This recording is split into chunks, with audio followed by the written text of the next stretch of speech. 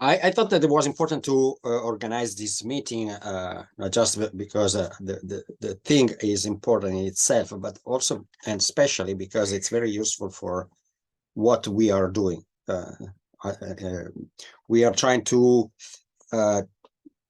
create this center for geopolitical analysis, so to learn how to make a geopolitical analysis. And if you remember, because I think all of you followed seminars, schools, and so forth. I insisted very much on one point. When we make an analysis, we need not to take sides. And this is an occasion in which this rule is more important than usual, because everybody is tempted to take sides.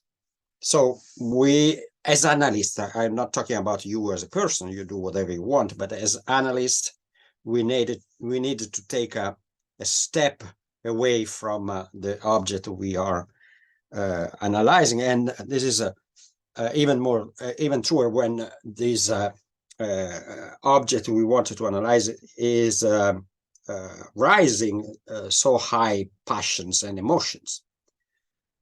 I insisted also on the importance of avoiding shortcuts, of not giving up to conventional wisdom and to ideologies. This is a topic which is deep in conventional wisdom and ideologies. So let's see some of them. I make a short introduction, then I think it's much better if you ask questions or you make comments and we discuss together. So the first common wisdom, all of them are wrong in my opinion. So I try to explain you why. First one is that we are in front of a war of religion. We have Muslims on one side and Jewish on the other side. This is not true. This is not true because in their history, I can say that Jewish and Muslims were much closer than Jewish and that Muslims and Christians, and of course even more so Jewish and Christians. Just to give you an example, when there was the affaire Dreyfus here in France, the Muslims in the Middle East were close to, and they manifested their sympathy to the Jewish oppressed by Christians. And in general, the relationship with, of course, we can find other examples. For example, when Jerusalem was reconquered by Arabs after the Crusades, they allowed when Jerusalem was conquered by Arabs for the first time, they allowed Jews to live in Jerusalem for the first time after the year 135, when they were kicked off by Romans and, of course, kicked out by Christians. In general, the cohabitation between the coexistence between Jews and Arabs in the region was generally peaceful. Of course, there were wars and clashes, but normal wars and clashes as it happened everywhere between different communities, but not the structural rivalry or enmity that existed between Christians and Muslims, Christians and Jews. Another example is that the first translation in Arabic of the Protocol of the Elders of Zion was published. You know what it is, I guess. It's a very infamous pamphlet written by the Tsarist police against the Jewish in Russia. The first translation in Arabic was published in a Catholic journal, Palestinian Catholic journal, in 1926, even though today it became almost a textbook for nourishing, for feeding the anti-Judaism that exists in the region.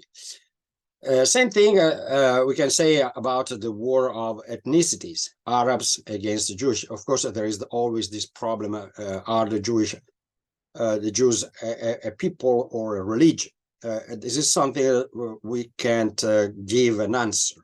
Even Israel, at the very beginning of its existence, tried to find out if they were a religious people, people cut together by religion, or a people like many other peoples, and they couldn't find an answer. So we say we say Muslims against the Jews when we talk about religions. We say Arabs against Jews when we talk about ethnicities. But again, it's the same thing. It is not true. And by the way, there are some studies, both historical studies and genealogical studies, that say that the people who lived in the Palestine, Jewish and Arabs living in Palestine, were exactly the same people. Same people, some of them remain Jews, other were converted first to Christianity and then to Islam, but they are the same people. The third common wisdom concerns the common idea that the United States has always been close to Israel and supporter of Israel, and the anti-imperialist front. I'm saying anti-imperialist because I noticed that yesterday Putin used again this very Soviet-style word, anti-imperialist. So they use all the weapons they can use. The anti-imperialist front, the so-called anti-imperialist front with Palestinians. That's not true. The historical reality is that Israel was created by the Soviet Union. It was the Soviet Union that pushed very much for the creation of Israel. The United States followed suit because they had a common interest in freeing the world, not just the Palestine, but the world from colonialist powers. So they agreed about India, they agreed about Palestine, they agreed about Indonesia, they agreed about Algeria. They agreed, of course, about Egypt in 1956. But the original idea, the country that pushed more for the creation of Israel was the Soviet Union. Then, in 1956, 8 years after the birth of Israel, there was this attempt, a French and a British attempt to reconquer the Suez Canal, and British and French used Israel as a pretext. They asked Israel to attack Egypt and then to intervene as peacemakers after. So in this occasion, the Soviet Union and the United States were against Israel because Israel was supporting France and Britain. We needed to wait at least 1967, the Six-Day War, to see clearly the United States on the side of Israel and the Soviet Union on the side of Arabs.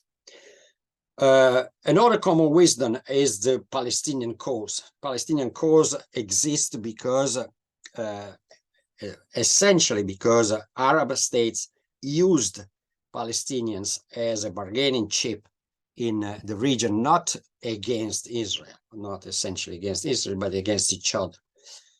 Arab countries were always divided in the region since they were created.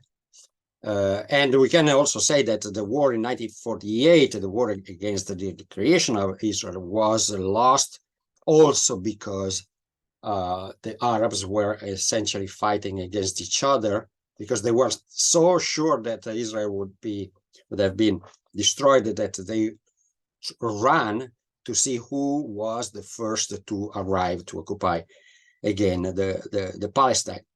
That was, of course, only one of the reasons, because the other reason, there were at least two other reasons in 1948. One is the fact that the Soviet Union armed Jews through Czechoslovakia, because they couldn't send directly arms. But you know that the arms that arrived to Israelis at that time, to Jews at that time, were from Czechoslovakia. And by the way, they used the port of Marseille to send them. So France was pushing also to the creation of Israel. And the other reason was, of course, the fact that for Jews there was not way back, because they were, I mean, we were in 1948, they didn't have a place to go back. So the Palestinian cause has been used for 70 years by Arabs to have a kind of formal legitimation, because they didn't have, this regime didn't have any kind of legitimation. So they used the Palestinian cause as a legitimation. And the proof is the fact that among all the peoples who were displaced after World War II, the Palestinians are the only ones who are still in refugee camps. If you imagine that, if you think that at that time, 13 million Germans were expelled by the countries where they used to live in Central and Eastern Europe. 13 million, not 900,000 like Palestinians. And all of them, except those who died, 600,000, more or less 600,000 Germans who died moving from their countries to Germany. But the remaining were found a place to live in Germany. And this is the case of all the refugees after World War II. And so the only one are the Palestinians. Why they are still in refugee camps? Because nobody wants to close the Palestinian cause, because if they close the Palestinian, if they solve the Palestinian cause, they lack any political arm, political weapon. I try to be rapid because I have a lot of things to say. So other common wisdom is that we should mobilize because there is a humanitarian issue here, which is absolutely true. And everybody wants to mobilize. Of course, you should do it. But we can point out a very clear example of hypocrisy. We are listening very much in these days about the double standards. But one of the double standards here is the fact that if there are hundreds of thousands of Yemeni killed, there is no one single rally in support of the Yemeni people. Not one who is talking about the humanitarian help to send to them. And the same thing can be said about the people of the Kivu in Eastern Democratic Republic of Congo. Same thing can be said about the people of the South Sudan. There are a lot of humanitarian crises in the world, and the only one who mobilizes is the Palestinian cause, which is, of course, correct. We should be mobilized, but later, Igor, because if we started discussing, I can finish. So can you keep the question later? Thank you. Last but not least, the two-state solution. Everybody is talking about a two-state solution, but I think that they don't know what they are talking about, or they are just pretending that there's a solution. I don't dig in it because I'm sure that we can come back in the discussion later. Of course, if we wanted to understand what is going on there, we have to see the roots of this issue in the confrontation among great powers. British versus Ottomans to control the gates to India. British intervened, and by the way, also to control the oil fields they found there. Then the USSR and the United States against the British to destroy colonialism. Then the United States against the USSR and vice versa, of course, to control the region for strategic and economic purposes. Then the collapse of the Soviet Union and the decline of the United States that left empty spaces that were occupied by local powers.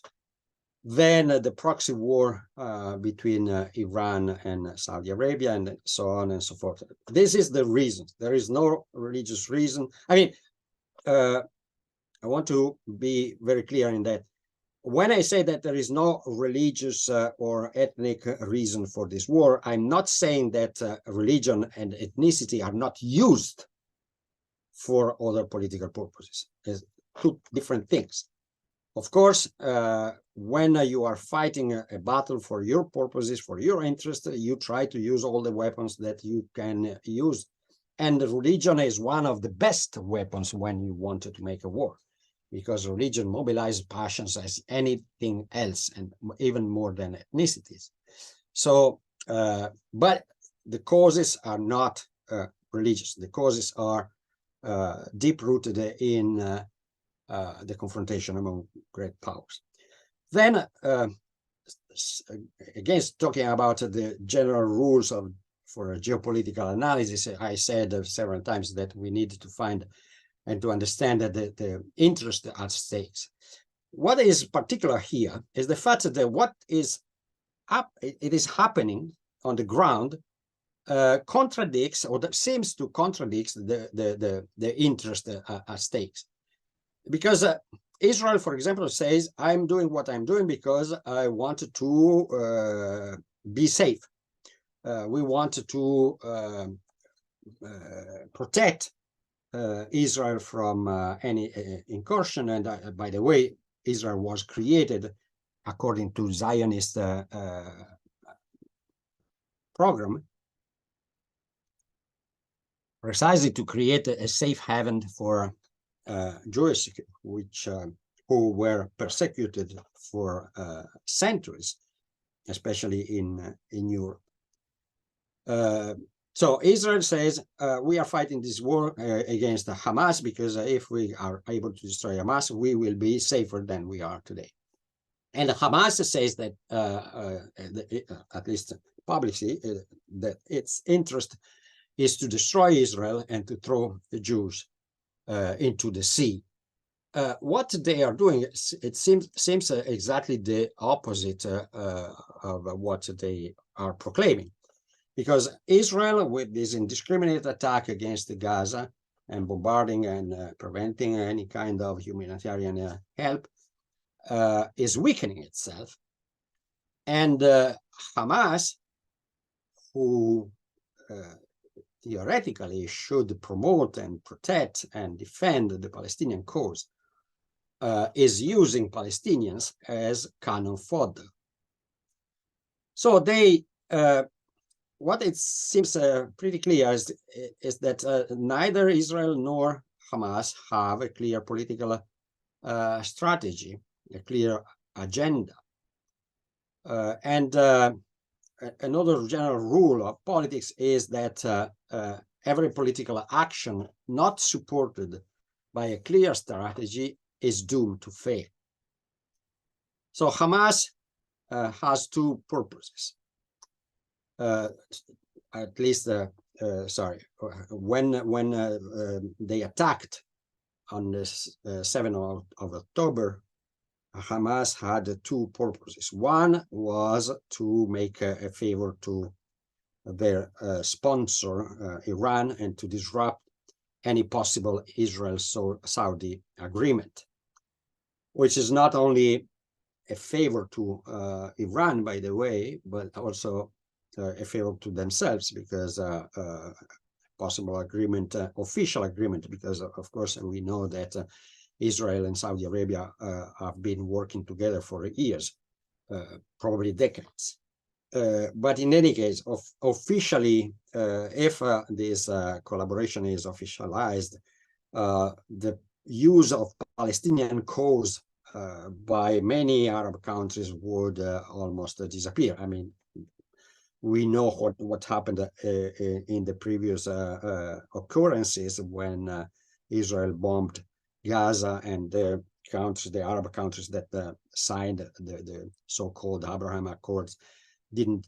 I mean, they just protested, say, "Oh, you shouldn't," but that's it. They didn't do anything else because they can't, of course. The second purpose of Hamas is precisely to provoke this Israeli reaction, the reaction that Israel has having today. So, in other terms, we say, and they say, by the way, that they intentionally decided to sacrifice Palestinians in order to gain popularity. And they are gaining popularity. They are gaining popularity on the skin and blood of Palestinian people. This is not a strategy. This is what I could say using an expression we have in Italian and in French. I don't know if it exists in English as well. A petty grocer's calculation. Very bloody, petty calculation. One thing is sure is that Israel will not disappear, that the Palestinians will live in even worse conditions, and Israel and Saudis have today even more reasons to ally. Because if this war reinforces Iran, the main reason for an alliance between Israel and Saudi Arabia was precisely Iran. I don't think that Iran can get reinforces very much, but in any case, this is what they wanted to do. And Israel, on its side, fell in the Hamas trap, and now it's acting completely without a strategy, because we can be sure that the purpose of defeating Hamas is not doable. It's impossible. On the contrary, what I think is that what they are doing now is reinforcing Hamas and making it much more popular, not just in Palestinian territories, including the West Bank, but also in the rest of the world. Israel is getting more isolated and more hated, that's for sure, in the world. And one of the consequences of this hatred is the fact that Israel is drawing the United States in its downfall. So this is the only aspect in which I see really a global consequence. I don't think that, I conclude here, but I don't think that this crisis can have a global expansion, because neither the United States nor China want that. Russia would be very happy, of course, because everybody is talking about Israel and Palestine and not longer about Ukraine, so they are very happy. But Russia has a very, very light weight on international relations today. So I don't think that there will be an expansion of this crisis, but of course, everything is possible, especially if Israel continues this lack of strategy and this bombardment indiscriminate on Gaza, on the Gaza Strip. So I finish here. I tried to be very rapid. So now we can start the discussion. I know that Igor was already ready, so please, Igor. Yes, hi, Professor. Thank you. It's a very interesting take on this situation. I just wanted to make two small contributions and additions to what you just said that confirm your holistic point of view, with which I personally do agree. The first one was regarding, that's why I raised the hand before, it was regarding the support Palestinians that we're seeing. Indeed, there is one case that's been very curious for me since many years, and I have discussed it with a lot of people in the, let's say, support of Muslim population across, within the Western world. And there is one case that's particularly interesting for me. It's the case of the Uyghurs in Xinjiang in China, where we are seeing literally millions of Muslims being not just prosecuted, but put in a much worse conditions than Gaza. They are literally into the re-education camps, and we have all seen and read witness accounts from what's going on there, but there is absolutely zero, literally zero public support, and the very marginal ones. So this is, I think, that for me is way before the current crisis has been, for me, it's an interesting and a curious occurrence. And the second thing I wanted to say is, so I just returned from Dubai yesterday, from the Emirates, and I had a chance of discussing with, like on a side, let's say, it was not the point of the discussion, but I was had a chance to be talking to some very, very senior people, like super senior, who actually discussed directly with Netanyahu security questions from the Emirati side.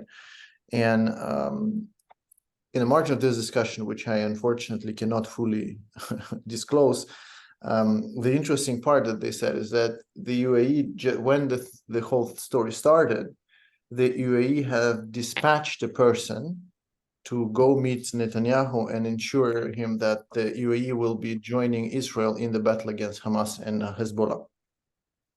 So which sort of confirms also the part of the calculation that you said, and this has happened 3 weeks ago. So yeah, that was just two real world contributions, including one insider information to confirm your theoretical introduction. Thank you. That was it. Thanks. Yeah, I see, Arslan, but with that, you make the example of the Uyghur, but we can make the example of the Rohingya in Myanmar, of course, and the Yemeni people, same thing. And the difference between the Uyghur and the other two is the fact that the Uyghur can be instrumental for the United States, and the other one are not. So we can hear much more about the Uyghur than the Rohingya and the Yemeni people. Aslan. Yeah, so a question and a comment at the same time. You mentioned that we cannot consider the conflict as, let's say, a religious war or anything like that. I would just comment on this and say that this is what we're witnessing now is a classical example of what Huntington described once as a fault line conflict. So it is a conflict that is deeply rooted in a competition over territory, while at the same time religion is the chief mobilizing element of two populations. So I would just say that religion is also quite volatile in the sense that some interpretations are quite different from the others. For example, if we take a look at it from the Israeli side, some scholars, and they are in the majority, interpret some of the sayings of Talmud as a clear direction to establish the state of Israel, while at the same time Orthodox Jews are interpreting it differently, and they say that the state of Israel can only be established once there will be like a second coming, once the establishment of the Messiah. At the same time, we're witnessing similar sentiments among Muslims. So some of them are moderates, and others just believe that we have to be established the Palestinian state from the river to the sea, as the famous saying goes, and we have to expel all the infidels. So the question is, you mentioned that there will be no global implication and no escalation of the conflict, no spillover whatsoever to other regions and to other countries. But considering that religion is a very highly powerful force that can mobilize people across the world, can we consider a wave of anti-Semitism and, on the contrary, the wave of anti-Muslim hate and hate crimes as implications of the crisis that can escalate to different regions and cause instability in some other regions? Like, for example, recently I read a report that stated that Jews in Europe are in the most precarious time right now since the Holocaust. So would you consider worsening security conditions in other countries as the direct implication of the conflict as well? Yeah, very rapidly. I see there are other people. Yes, religion plays a huge role here, But I would like to correct you when you say that the region was a factor that since the origins mobilized populations here, because it's not the case, because Israel was founded on secular basis, even that they used the Bible as a textbook for creating Israel, but they were atheists, the founders of Israel. And as you mentioned, by the way, the religious people were against the creation of Israel because they say that only the second coming can create Israel. The same thing is for the PLO. The PLO was founded by secular people, and the one who is usually named as the founder of the PLO was a Christian, Syrian Christian Orthodox. So, for the question,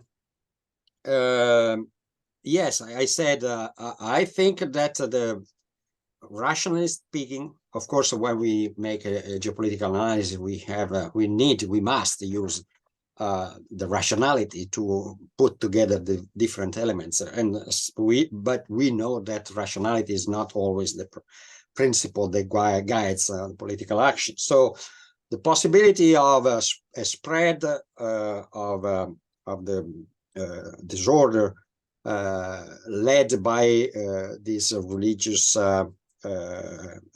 belonging to different groups is possible. I don't think that is possible to the point to create international problems. It can create regional problems, can create local problems, can create even I would say policy problems, like a stabbing or shooting or something like that, but not political problems and not international political problems. This is my assumption, but of course I can prove wrong because the situation is so unstable that it can happen. Also, what it's unlikely to happen today. Milana was next. Hey, first of all, thank you so much for your insights and small but very accurate presentation. I actually wanted to share with a comment and with one of my thoughts. So basically, for me, it's fascinating. I mean, of course, not in a good way. How effective fake news and how effective social medias during war, and in terms of spreading fake information, spreading hate towards nations, towards religious, and and getting everything wrong. And unfortunately, vast of majority of people are listening to such news and to different posts in social medias. And for me, it's obvious that cyberspace is lacking of different regulations that would have protect us in such hard times, especially war times, because it's been the same situation with Ukraine and Russia war. A lot of fake news and a lot of drastic comments from very popular people that would only worsen situation and attract even more hate and popularity towards the issue. And my question is, what do you think? Is it how to say? Do you agree that we should put more effort into cyberspace and think more about different regulations that would protect us, and that people would be more responsible for what they are saying and what they're writing in social media? Because I have feelings that that currently in people's minds that whatever you write in social media, it's only cyberspace, and that's all. It's not that you came out in the square in front of the government and indeed protest. Thank you. Unfortunately, I'm afraid not. We can do anything because I mean, you heard about the fog of the war. It's not something that was invented today. The fog of the war has always been there. I think the first to use this phrase was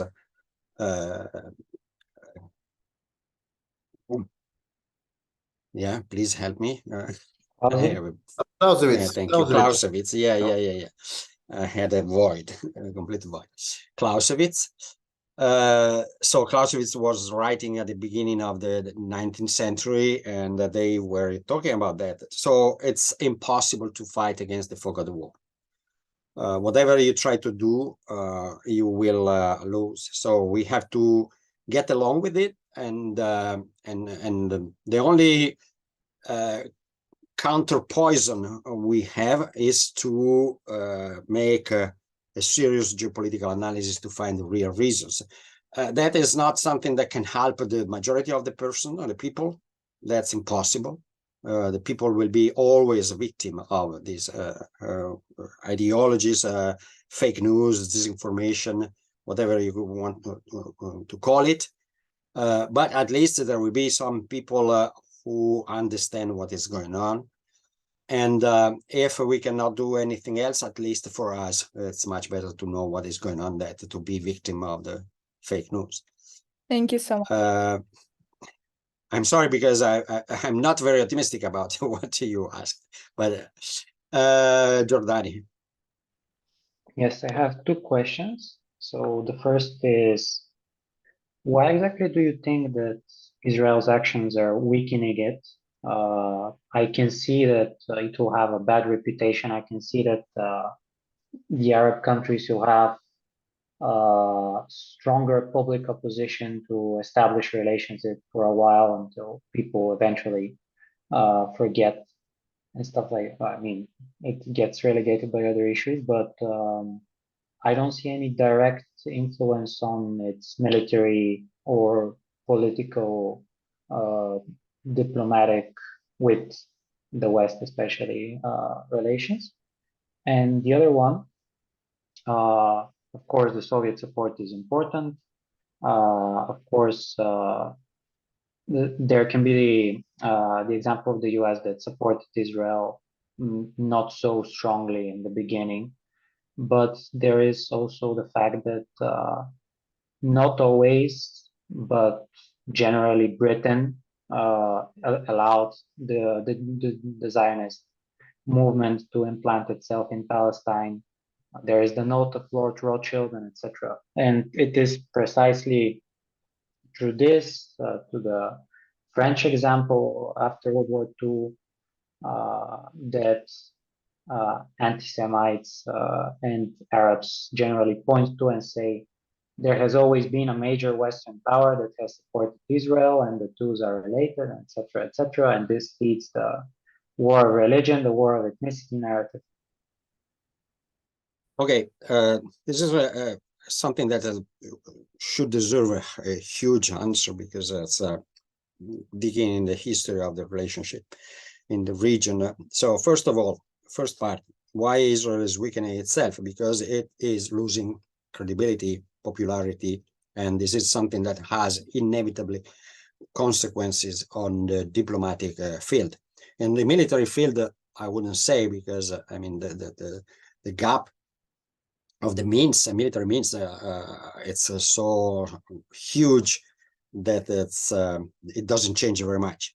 But the fact of continuing this bombing and preventing people from being saved, helped, it's something that is mobilizing and moving, shifting positions. Because as you know, when there was the motion presented at the General Assembly of the United Nations that asked for a ceasefire in the region, and the United States voted against, France voted for. So it's something that has a political consequence. And on the 7th of October, everybody was on the side of Israel. So they had a huge popularity, let's say, and they lost completely this popularity. And they lost completely, and they are committing crimes, which is evident. They are not respecting the law of wars, if we can talk about law of wars, of course, because this is something that it looks like much more an oxymoron than anything else. But they think they can do whatever they want, essentially because they are supported by the United States. There is no other reasons why there is a country like Israel that can ignore completely the resolution of the Security Councils or whatever it happens, if it's not the fact that the United States is still supporting them. And this support of the United States, even though it's a conditional support, we know that the planned invasion, ground invasion of Gaza didn't happen so far because the United States stopped it. So it's not an unconditional support, but it is support. And this is why I think that this damage that Israel is inflicting to itself is also to the United States. Is also a damage of popularity, credibility of the United States on international stage. And Russia is really happy about what is going on because, of course, they can use it. And they arrived even to say, they went so far to say that what happened in Dagestan was orchestrated by the United States. And so they are really happy. The second part, on the contrary, is the part that it would necessitate a lot of room, space, and time, because the discussion about the decision of Britain, the Balfour Declaration, the decision of Britain to allow Jews to enter Palestine in 1917. The reasons of that are still discussed by historians, and they don't have a clear answer. But what happened late after 1918, 1920, when the British controlled Jerusalem, is the fact that immediately, almost immediately, they put Jewish against Arabs. So I was saying before that Jewish and Arabs coexisted almost peacefully, almost, not always, but generally, in Palestine for centuries. And they started fighting each other when British arrived. Why? Because British pushed intentionally the two groups against each other.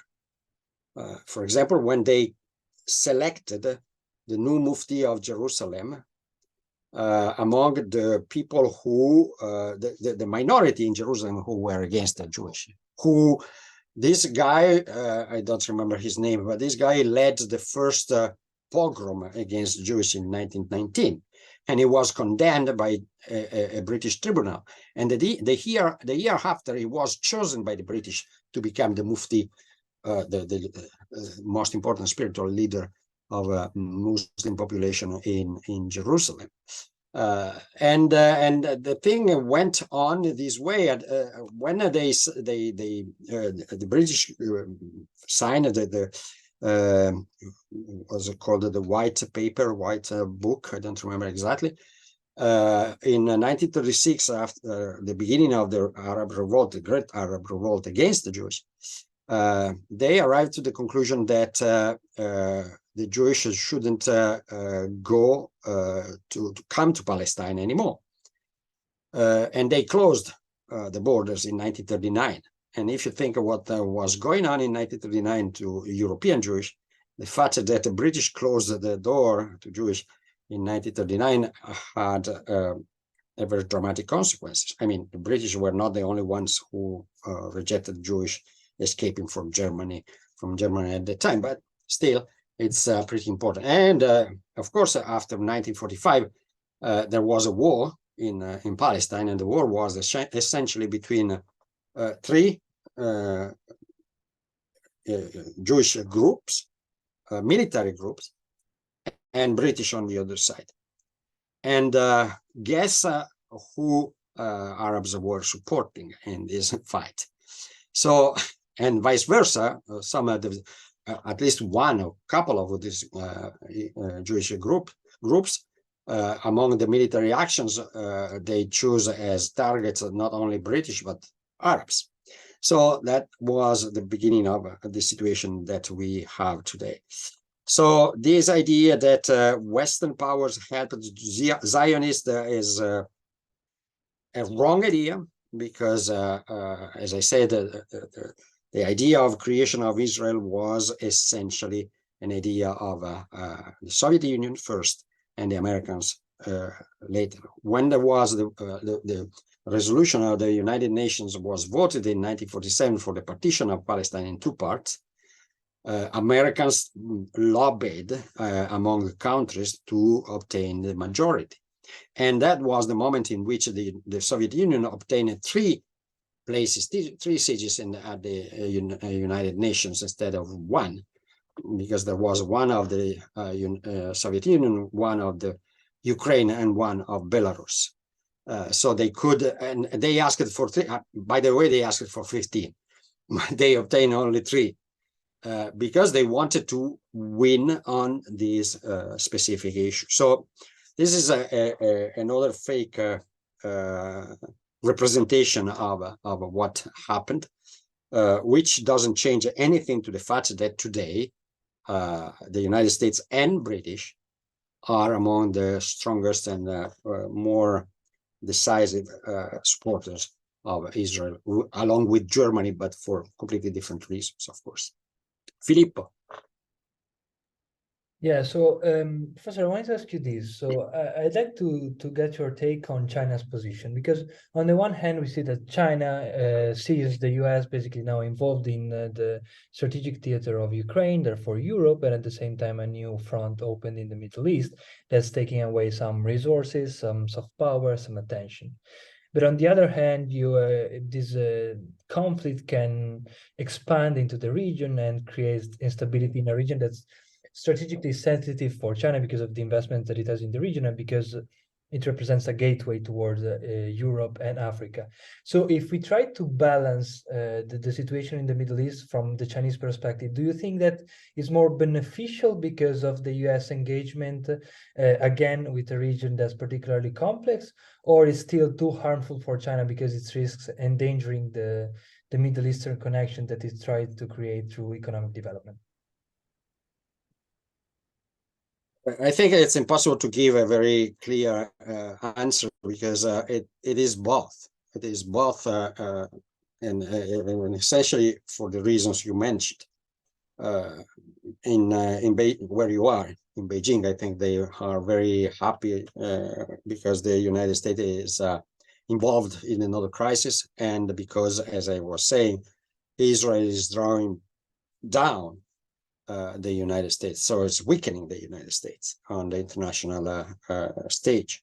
So for that, like in Moscow, they are very happy. But again, I insist on the fact that we must make a very clear distinction between the United States, the interest of China and the interest of Russia. China has a lot of things to lose. Russia has nothing to lose. So it is a big difference. China was building meticulously and thoroughly a Middle Eastern strategy to be present, even diplomatically, in a region in which they are still present, already present in economic terms, and they wanted to increase, of course, their presence. The Middle East is strategic for them for economic reasons. They wanted to show that they are able to succeed where the United States was not able to succeed in pacifying the region. And of course, everything I mentioned now is not going in the right direction, as it's going in the opposite direction. So I would say that China is strengthened by the weakening of the United States, which is of course only a relative, and it is weakened directly by what is going on, because it is some of the perspectives on which China was working are closing, at least so far. Of course, as I said, with Giordani, we cannot say, or to Aslan, we cannot say how things go in the next future. But in any case, so far, some of the perspectives, the most important perspectives of China are closing because of this war. Sorry, Aslan, because I say, but Rusha, I saw a moment you wanted to say something, or Yes, Professor. I think I had the same question as Milana about the impact of social media, but then you answered it. So thank you. Okay, Aslan. Yeah, so just to continue what we were discussing before, the situation that I had in mind concerning escalation and potential regional conflicts and even conflicts in other parts of the world was the 1976 situation in Uganda, for example, when the Palestinian Liberation Organization hijacked an airplane and it was transported to Uganda, and Israel had to intervene militarily 4,000 kilometers from its territory. So that's why I was making this assumption that we're currently seeing a rise in anti-Semitic attacks. And I think that we cannot undermine the possibility that such a scenario can happen potentially. But now the question is whether or not Israel will be able to intervene as it intervened in 1976. That the comments. And the question was like the second question that I had is that how do we, maybe I'm not sure if there is a definitive answer, but how do we prevent our geopolitical analysis from basically being used in incorrect hands in a way? Because, for example, if I'm not wrong, in 2014 or even more recently, John Mersheimer, the political scientist, wrote a book called The Israel Lobby, where he exposed all the powerful Israeli, pro-Israeli organizations operating in the United States. And this book has been used by some obviously anti-Semitic movements and some other political parties that are interested in undermining Israel as basically a justification, even though other critics have described the book as just a pure objectification and description of objective facts. So maybe there are some, not sure if they are, but maybe there are some strategies of being so objective that it cannot be used for such purposes. Again, as I said to Milana, we cannot do anything for them because whatever you say and you analyze can be used in the wrong way, whatever. I wrote a book about geopolitics of religions and geopolitics of the Catholic Church. And I knew later that this book was used by the Catholic Church to say, oh, you see, this is Mario Graziano who say we are very successful. I was making a geopolitical analysis, not making a propaganda for the Catholic Church, on the contrary. And but when the people that use you are much stronger than you, that's almost inevitable. When I started being interested in politics, one of the first things I was taught was precisely that whatever you do, there are people who are exploiting you. Even if you are following your ideas and your project, your plans, your strategy, there will be always someone who try to use you for their purposes. So for that, I'm sure we cannot do anything. I mean, we can have a counterpoison here is the fact that we need to insist very much, even when it's not necessary, but we can underline and highlight the fact that we don't take sides. This is the only way we can protect ourselves, because when someone say, oh, you said that, I said a lot of things about Israel here, and so you are anti-Semitic or whatever, I can say, please just read or listen to what I said entirely, not just what you think. But in any case, you know that when there is someone who gives an interview, you just extrapolate a sentence from the interview, you can make them to say whatever you want. About the example of the Uganda case, 1977, you mentioned. There are two huge differences. One is the fact that it was happening in 1977, and the situation was completely different at that time. It was not the same. So of course the actors at play are not the same. At the time there was no real mobilization, except in some small groups of the far left, because as you know, the Baader-Meinhof organization was deeply involved in this operation in Uganda. Second is the fact that this operation was a masterpiece of the Israeli intelligence and military capability. it was a complete success. They lost one person, by the way, the brother of Netanyahu, and they killed all the terrorists, and they freed almost probably all the hostages. So that was, in particular, it was 4,000 kilometers away from Israel. So that was a complete success, and that was just 4 years after the Yom Kippur War, which was another success of Israel, even though, of course, there are still different ideas about that, because Egypt continues to say that they won this war, which is a little bit strange, because I remember very well, because I followed at that time. I'm old enough to remember that I was following the progression of the Israeli troops toward Cairo, Amman, and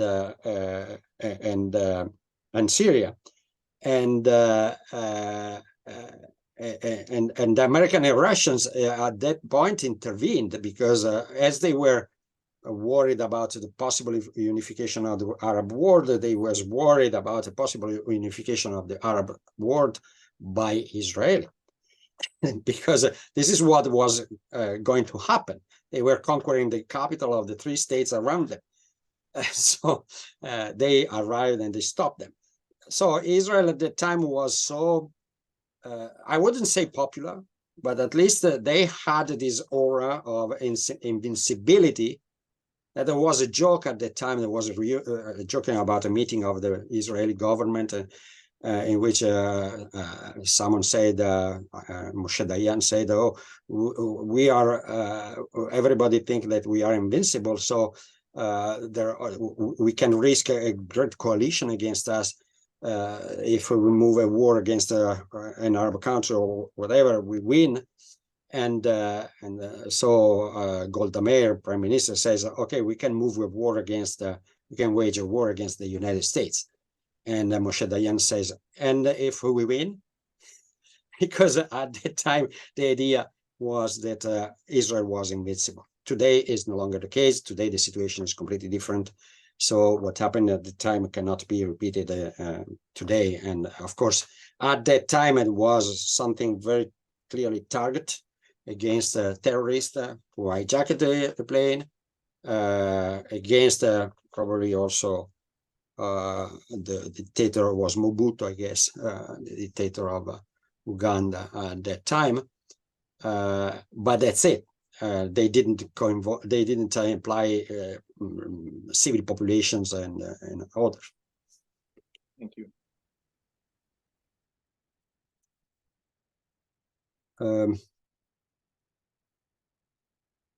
So there are other questions. Nobody asked me about what I said about the 2-state solution. I'm a little bit surprised.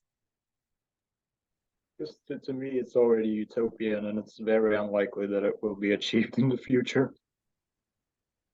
Giordani? I've also thought about this for quite a while.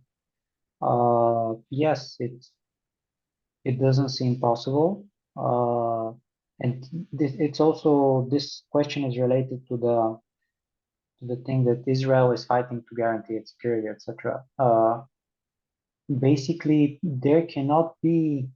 Israel cannot let a Palestinian state exist. Neither can a Palestinian state be established and have some normal relations with Israel. So this issue to me is so doomed to be a conflictual one until obviously the weaker participant goes away in one form or another. They can't be solved ever. Yes. What we can underline here is the fact that everybody continues to say that the solution is the 2-state solution.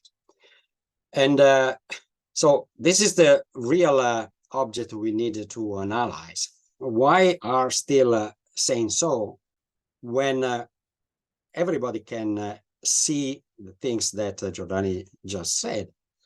The fact that that they are proved by experience, by the way, because the two-state solution was decided 30 years ago in the Oslo agreements and was never implemented. So, and they signed, and they didn't implement it because they can't, because they don't want to implement it. And it's empirically clear. Then it is also not just what you said that would be impossible, but it would be a massacre. Because the day you decided to have the two states, what you do of the Arabs who live in Israel, what you do of the Jews who live in the West Bank.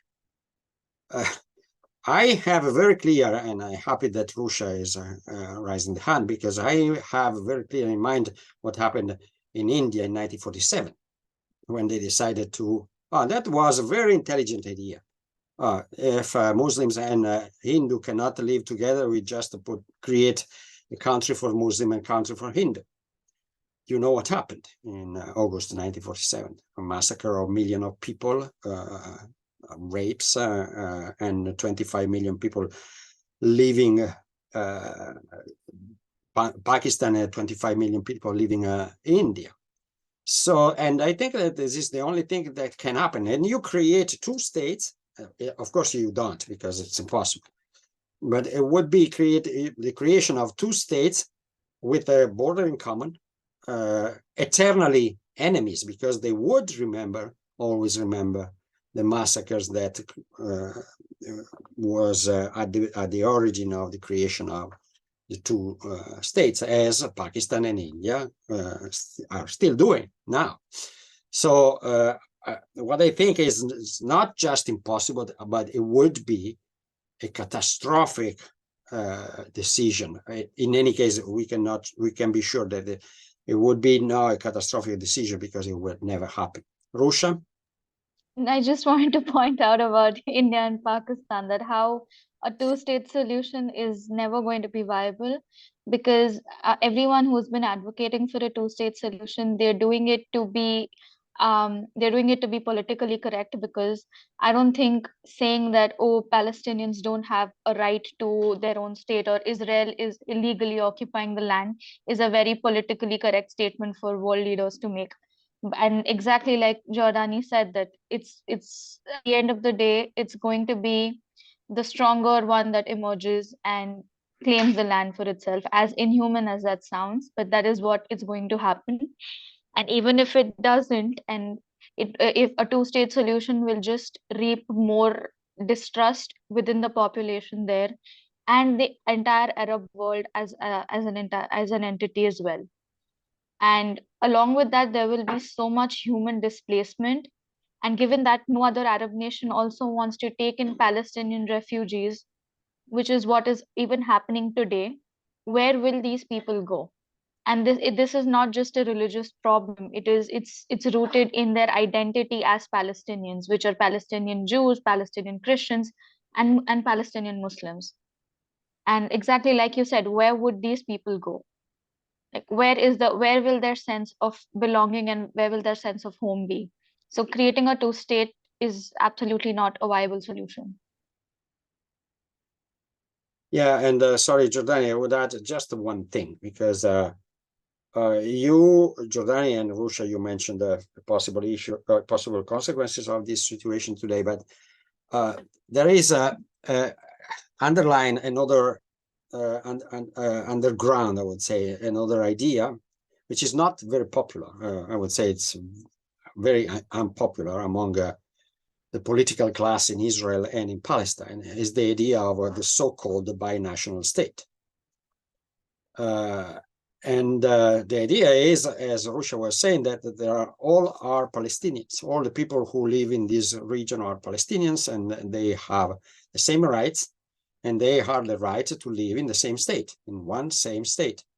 I don't like the definition of binational, because it's still giving the idea of two distinct groups, whereas this solution can be possible only if they merge together. if they don't. Of course, this is something that is so far away now and so distant from what the Palestinian politicians and Israeli politicians want and say, that it seems totally unrealistic. But at the same time, it is the only possible solution, because there are no other solutions except the solution you mentioned, that there will be one of the part who is so weak they will disappear. But disappear in this case can be very tragic way of disappearing, of course. Sorry, I cut you from speaking, Giordani. You just reminded me with the Arabs in Israel, because this is also a very important question. Provided that Israel succeeds in making some of the Arabs go to Egypt or go to Jordan in the future and officially annexes the West Bank and Gaza, it will still have this Arab population, some of which will be loyal. It will try to embrace some Israeli Arab identity. The other part will be disloyal. There will always be doubts about its loyalty. And in the future, in the long term, the Israeli Arabs will inevitably grow in numbers and grow in percentages. Eventually, there will be pressure, whether the state will persist in its Jewishness as much as it's today, because it's a Jewish state and a democratic state. So this is like very the state cannot stay completely Jewish unless it renounces its democraticness and commits some undemocratic actions towards the Arab minority. Yeah, that's obvious, I would say, because I wrote in the article I published on the website that it is impossible to be at the same time a Jewish state and a democratic state, because if the majority of the population is no longer Jewish, what do you do? The same thing, of course, is for a Muslim state, a Muslim democratic state, and a Christian democratic state. You can't, because I don't think that it's a demographic problem right now, because as you know, Israel is one of the countries with the higher fertility rates among developed countries, the highest, more than 3 children per woman, and the majority of the population is Jewish. And probably one of the reasons of this, let's say, familiar activism, if you want, is the fact that they don't want to be overcome by Arabs. But more or less, the fertility rates of the two parts of the population are the same. And finally, another point that every time I mention that, I received a lot of accusation that I am pro-Israeli, because, of course, as I said, you can't avoid to be dragged in one camp or another, is the fact that without any doubt, the place in the world in which the Arabs are freer is Israel today. There is no other places in the world in which Arabs can do and say whatever they want. Of course, taking risks, but at least not being immediately thrown in a prison or killed by the government. So when you were mentioning the fact that there can be some Arabs who are loyal to Israel, it's not so unlikely, because many Arabs can know that if they cross the border and go to Palestine or to Syria or to Egypt or even to Jordania, they don't have the same freedom that they can have in Israel, which is a partial freedom, of course, which is not the same freedom that Jewish people have in Israel, that's for sure, but it's much more that whatever they can have in other Arab countries. And I'm talking about Arab countries, not just Arabs, because I think in Iran it would be even worse. So